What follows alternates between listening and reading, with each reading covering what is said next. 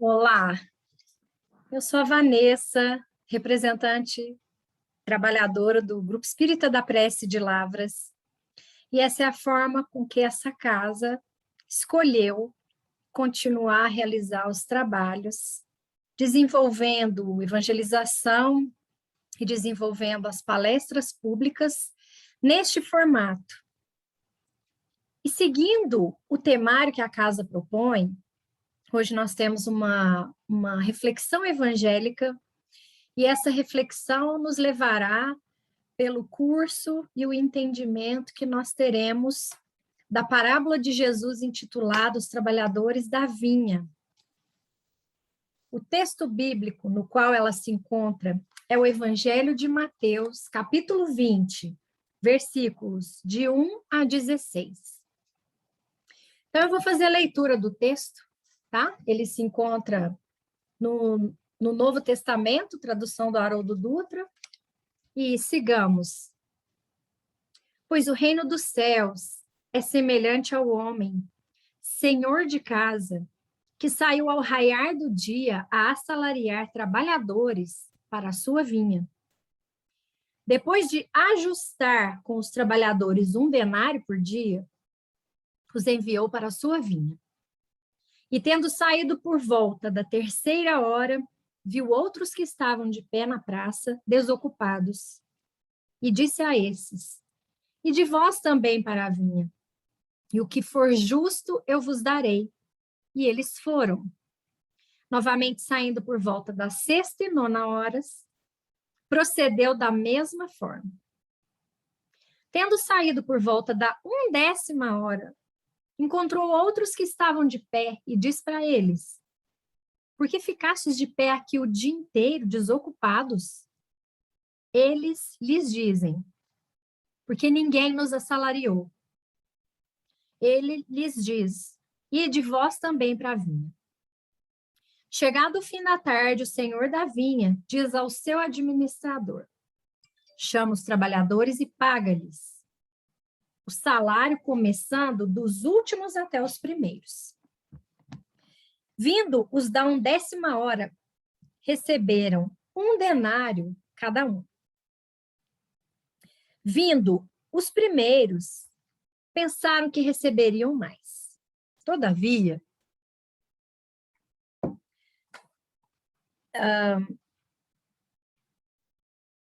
também eles receberam 1 denário cada um.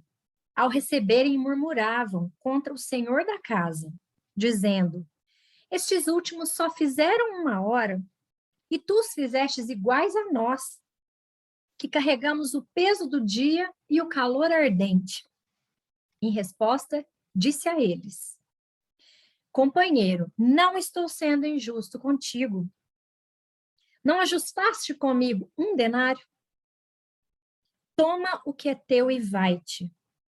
Quero dar a este último tanto quanto dei a ti. Não me é lícito fazer o que quero com o que é meu? Ou o teu olho é mau porque eu sou bom? Assim, os últimos serão os primeiros, e os primeiros serão os últimos. Essa é uma parábola muito importante, né? Intitulada no Evangelho segundo o Espiritismo, que é a base do capítulo 20, né? Essa parábola. Aqui no capítulo 20, ela se intitula Os Trabalhadores da Última Hora. E é um convite à leitura que eu também faço a vocês. O que essa parábola nos diz? Que um senhor dono da vinha, ele ia assalariar trabalhadores, quer dizer, esse senhor contratava trabalhadores que ficavam dispostos, né, num determinado lugar, tipo uma praça, e eles eram recrutados ao longo do dia para realizarem um trabalho. Então, se nós formos fazendo as devidas analogias em conformidade com a interpretação, o senhor da vinha é Deus. Ele assalaria os seus trabalhadores, que somos nós, em conformidade com o que ele acha que é justo. De forma que ele contrata por um determinado período, E ao longo do dia, ele foi chamando, né? Então, aqui, ele chama no raiar do dia alguns, depois ele vem, por volta da 3ª hora, chama mais, e assim, da mesma forma, procede na 6ª e 9ª horas. E na 1ª hora, faltando só 1 hora para o dia encerrar, ele ainda chama mais alguns. Então, o mundo é o nosso campo de trabalho. O mundo é o campo, é a vinha, e nós somos os trabalhadores da vinha. Entendam que o campo de trabalho é onde quer que Deus nos coloca. Sendo espíritos, e no caso aqui, encarnados, nós estamos no planeta Terra, poderíamos estar em qualquer outro planeta, dentro, né, e em conformidade com o nosso momento evolutivo, trabalhando.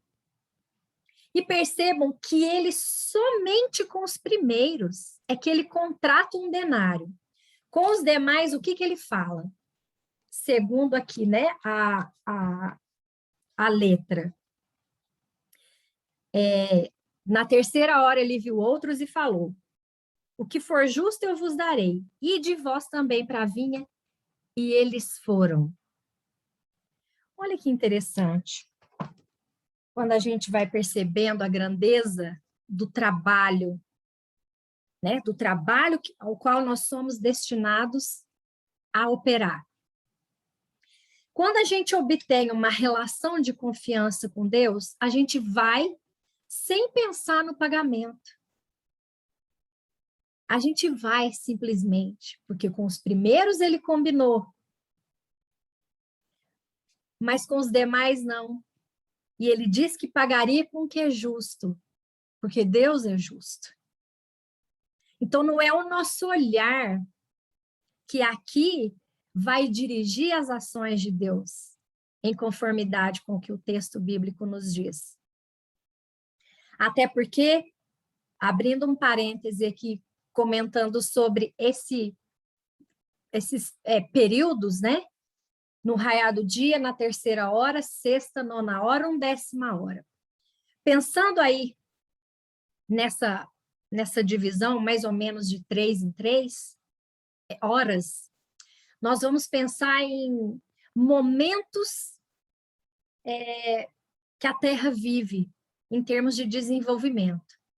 Eu vi uma interpretação semelhante e muito interessante, fazendo uma comparação dessas horas com as revelações divinas. Então, se a gente for olhar a revelação, a primeira, a lei mosaica, ela veio em torno de 1.800 anos antes da chegada de Jesus à Terra. 1.800 anos depois da primeira revelação, veio o nascimento de Jesus e a sua presença no mundo. 1.800 anos depois, vem o quê? A doutrina consoladora, né? Jesus nos disse: eu vos enviarei o Consolador prometido. Então, século XIX, em torno de 1800, 1857, que foi, vamos dizer assim, publicado, né, o Livro dos Espíritos, a primeira obra do Pentateuco. Temos esses intervalos regulares de hora, que é recrutamento, né? O recrutamento dos trabalhadores do Cristo, dos trabalhadores de Deus. E a gente não deve pensar que os marcos evolutivos sejam somente, por exemplo, uma situação de pandemia. Que a gente tem uma tendência a pensar que esses saltos evolutivos, eles vêm com, por exemplo, com grandes tragédias, com problemas coletivos, com mortes coletivas. Não, nem sempre. A gente precisa entender também que coisas boas, situações boas, elas entram dentro de um propósito evolutivo. Então, a lei mosaica, a presença de Jesus na Terra, a doutrina consoladora ou o espiritismo. 3ª hora, 6ª hora, 9ª hora. E os trabalhadores da última hora? São aqueles espíritos recrutados por Deus, para finalmente trabalharem e ganharem o quê? Qual é o salário? O salário de quem trabalha na vinha de Deus é a paz espiritual que esse espírito alcança. E o salário é justo em conformidade com o que Deus acha, mas é o mesmo salário, pessoal. Ali no exemplo, um denário, que era a moeda da época, era uma quantia que ele combinou com o primeiro, não combinou com os demais, mas na confiança que os demais depositaram, eles receberam. Então, significa o quê? Trabalhar para Deus, operar em conformidade com a lei divina, que vem sempre trabalhada no nível evolutivo em que os espíritos em questão estão, é pensar que nós vamos ganhar a paz. O salário, o honorário, né, o que o administrador dá ali, o nosso salário é que quem trabalha para o bem vive em paz. Não importa a hora que a gente chegou. Nós já ouvimos muito na casa espírita companheiros que vão chegando, e eu de doutrina também, eu sou muito fresquinha, eu sou muito nova, né? Eu venho de outras experiências. E a gente escuta muito lá na casa espírita, por que eu não conhecia a doutrina espírita antes? Porque esse era o momento. Esse é o momento de cada um. Como, por exemplo, se eu olhar para uma outra pessoa que vai se dirigir a um templo cristão, porém evangélico, ele vai ter o tempo do despertar espiritual dele. E aqui, meus caros, eu abro um parêntese para falar para vocês sobre essa questão de sermos espíritas. O espiritismo, ele simplesmente veio como a última revelação. Ela não é a melhor revelação. Ela não é a única forma de ver Deus. Ela só veio por último, um pouco mais ampliada dentro do nosso entendimento, mas toda a lei divina, com a questão que a doutrina traz sobre a questão da mediunidade, o propósito reencarnacionista, a pluralidade dos mundos, isso tudo estava incutido desde a primeira revelação. Então, isso não faz do espiritismo uma doutrina melhor. O espiritismo não é a única forma de me religar a Deus, porque religião é religare. Eu me religo, eu me conecto a Deus sem ter religião nenhuma, se eu quiser. Então, ser espírita não faz de nós melhores do que ninguém. Nos faz, no máximo, um pouco mais esclarecidos dentro disso que já foi colocado desde sempre, porém, sem muito entendimento na íntegra, ao longo do avançar da humanidade, da mensagem que Deus queria nos colocar.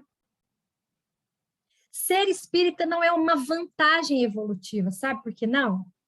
Eu trago para vocês o exemplo do livro Obreiros da Vida Eterna.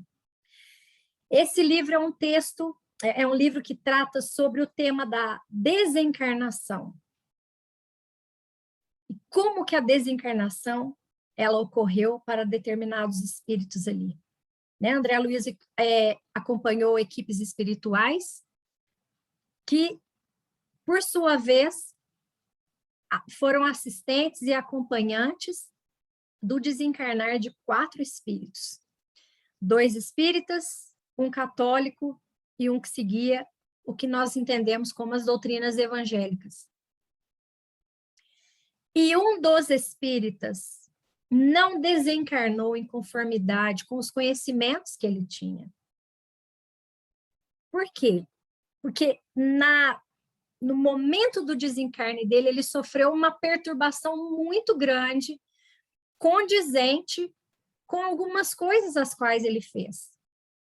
E no livro ali, o que foi relatado?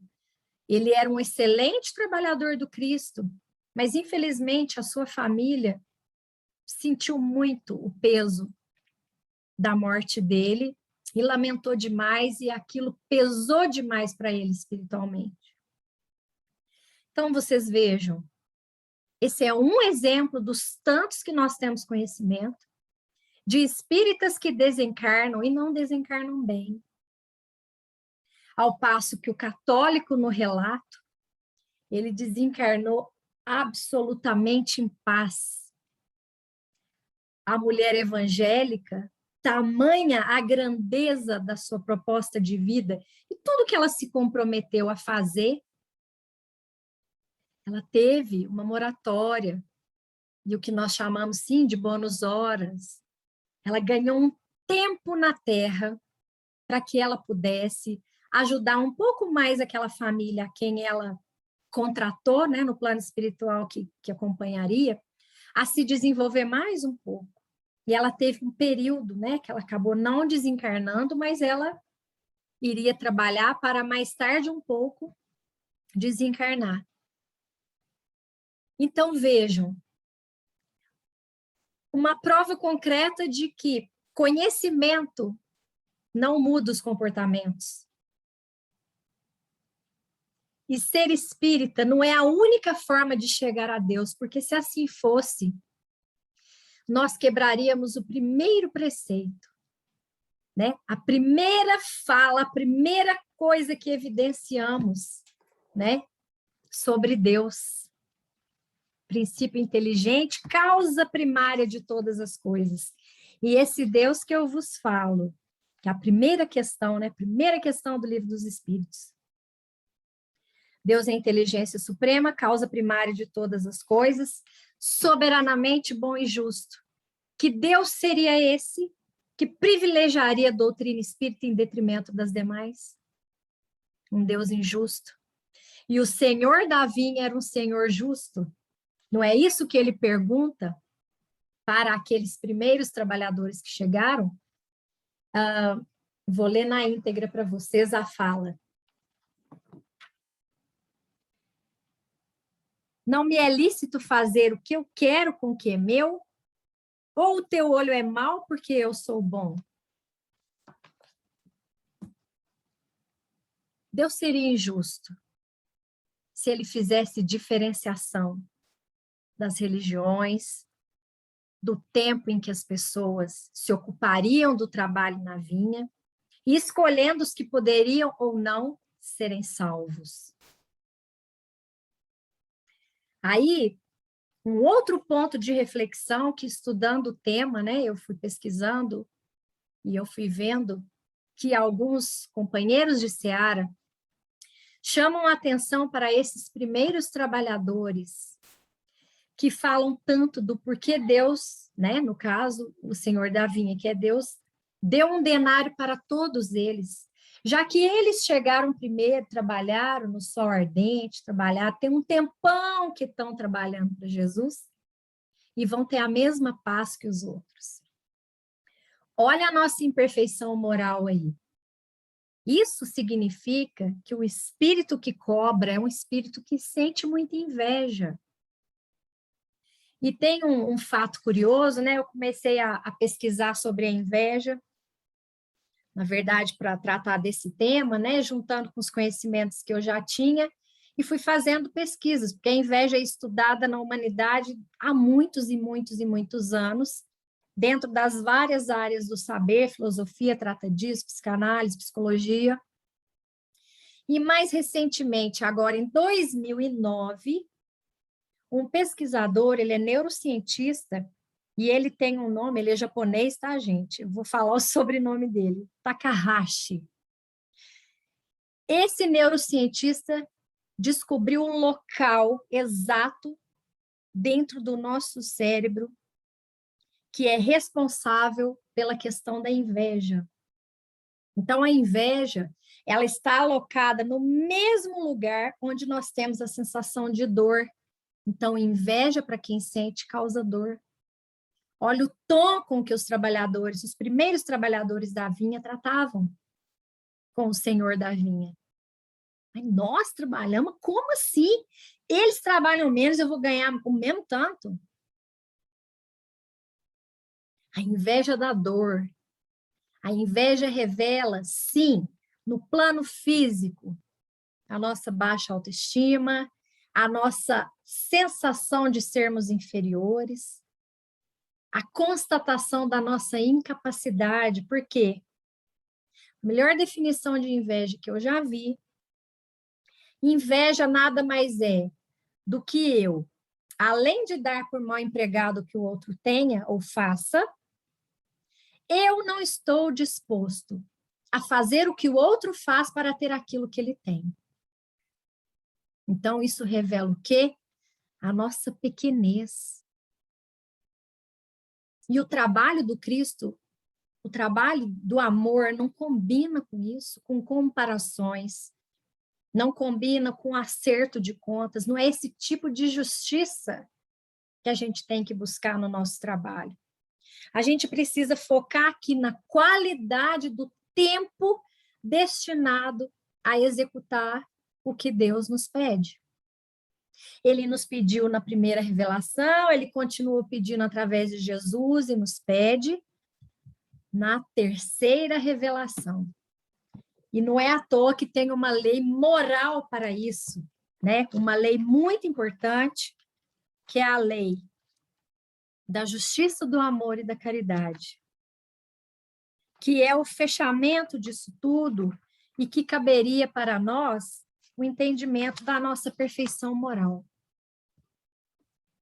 Então, agir com caridade, agir com amor, não é isso que é religião, porque Deus não falou que a gente só vai ser evoluído porque a gente é espírita, não. Nós estamos falando de atitudes que nos levam ao caminho do bem. Sempre o bem, a plenitude, a paz que o espírito precisa alcançar é fazendo o bem, sem olhar a quem. É ajudar o nosso próximo mais próximo e ajudar também a quem está à nossa volta. Porque ficar preso nessa inveja, né, já está catalogado isso, já tem uma série de maneiras de ver, não me ajuda a crescer, porque eu vou a serviço do egoísmo, porque a inveja é um braço do egoísmo, olhar e falar assim, tem que ser tudo para mim mesmo, primeiro. O outro tem, por que eu não tenho? Não é assim, que bom que o outro tem, que bom que o outro chegou. O importante é que ele chegue. Então, companheiros, que essa lição de hoje ela nos mostre que sim, que sejamos os trabalhadores da última hora. Vamos olhar quem chegou antes, quem chegou depois. Trabalhadores da última hora são aqueles trabalhadores que querem praticar o bem, da forma como bem entenderem. Porque vai chegar um tempo que a humanidade não vai precisar de religião, não. Nós já vamos estar conectados a Deus. Esse religare da religião, né? Religare, religião, não será mais necessário, porque a lei do amor ela vai ser soberana no mundo. E o dia que a gente entender isso verdadeiramente, com certeza a qualidade do nosso trabalho vem com esse pagamento, que é a paz do nosso coração. Então, eu vou finalizar aqui com vocês, lendo um trechinho do livro Encontro Marcado, do Chico, né, Psicografia do Emmanuel, da lição 49, em torno da humildade e a fidelidade ao dever. Cultivemos a humildade, aprendendo a valorizar o esforço dos nossos irmãos. Saibamos reconhecer conscientemente que todos somos necessitados uns dos outros para atingir o alvo a que nos propomos, nas trilhas da evolução.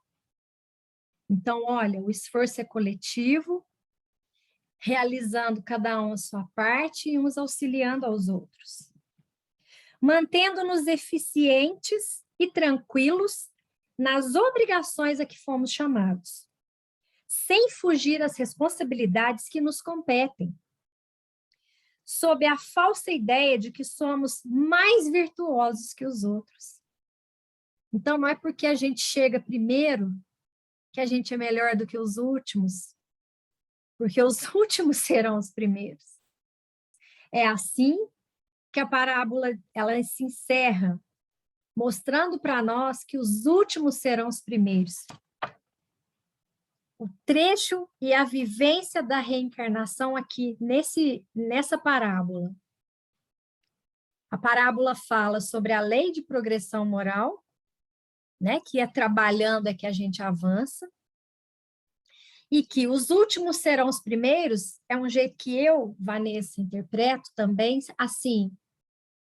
Eu posso vir numa encarnação muito bem abastecida e abastada. Se não fizer bom uso do meu trabalho, daquilo que o dinheiro, dos meus recursos me proporcionem, eu vou vir em próximas reencarnações com sofrimento para entender o verdadeiro motivo de eu ter acesso àquilo tudo. Então, de primeira eu passo a ser última e de última eu posso ser primeira. A depender de como eu vou realizar esse processo reencarnatório, com que leveza, com que doação, com que entrega. Humildade não é omitir-nos, e sim conservar-nos no lugar de trabalho em que fomos situados pela sabedoria divina. É o Senhor da vinha que nos coloca ali, na vinha certa, no campo certo, no local certo de trabalho, independente se eu estou falando do trabalho remunerado ou do trabalho dentro da seara do bem. Em qualquer lugar eu posso ser bom. Cumprindo os nossos deveres sem criar problemas e oferecendo a construção do bem de todos, o melhor concurso de que sejamos capazes, o melhor de todos. É isso que a gente faz, trabalho com concurso para o bem e o melhor de todos. Eu agradeço a oportunidade dessa reflexão e que Jesus abençoe a cada lar aqui representado, a cada pessoa que está assistindo, que irá assistir e, consequentemente, aos seus familiares, aos seus locais de trabalho. Que Jesus nos abençoe, hoje, agora e sempre. Até uma próxima oportunidade.